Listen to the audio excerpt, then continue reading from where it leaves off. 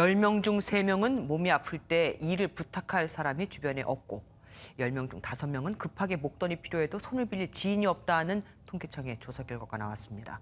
코로나19 그 이전보다 훨씬 더 심해진 거죠. 확진자 1,000만 명 시대, 우리가 알아야 할 몇 가지를 살펴보려고 합니다. 확진 후 7일 격리를 마쳤는데도 기침이나 인후통, 미각 상실이 지속되는 분들이 있고 아무렇지도 않은 분들이 있는데 왜 그런 걸까요? 또 격리 기간 유급 휴가비와 생활지원금은 어떻게 받을 수 있는 걸까요? 정태진 기자가 알아봤습니다. 코로나 완치 후에도 기침과 미각 상실 등이 심한 분들 계실 겁니다.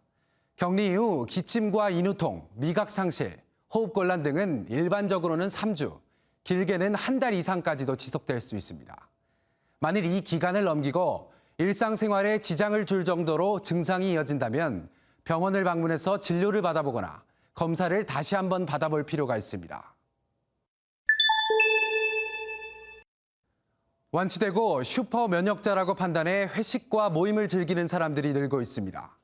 하지만 전문가들은 슈퍼 면역은 실체 없는 허상이다, 이렇게 말합니다.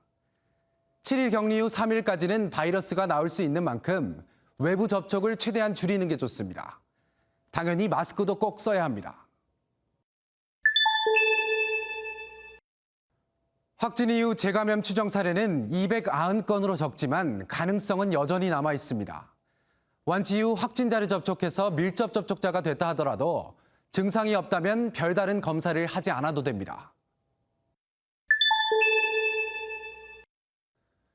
코로나19 확진자는 생활지원비나 유급휴가비를 받을 수 있습니다.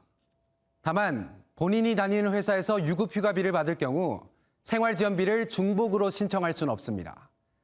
신청 방법은 이런 신청서를 관할 주민센터에 제출하거나 이메일이나 우편을 통해서도 가능합니다. MBN 뉴스 정태진입니다.